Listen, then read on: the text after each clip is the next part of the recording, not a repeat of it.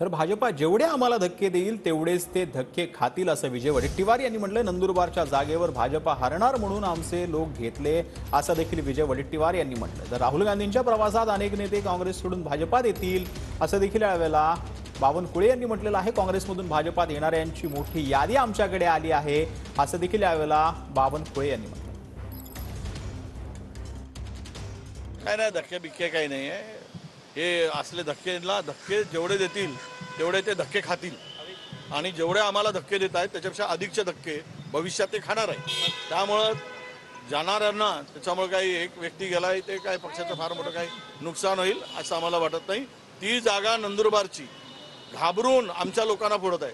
नंदुरबारची जागा भाजपच्या हातातून गेलेली आहे, तिथे भाजपा हरणार, काँग्रेस जिंकणार म्हणून हा खटाटोप त्यांचा चाललेला आहे, तरी ते यशस्वी होणार नाही।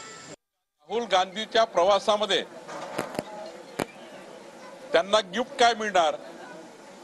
काँग्रेस पार्टीचे अनेक नेते काँग्रेस सोडून भारतीय जनता पार्टीमध्ये पक्षप्रवेश करणार। तुम्हाला जसं जसं राहुल गांधीची यात्रा पुढे पुढे जाईल, शिवाजी पार्क पर्यंत येईल, तसे काँग्रेस लोक सोडतील आणि भारतीय जनता पार्टीमध्ये अनेक नेते पक्षप्रवेश करतील।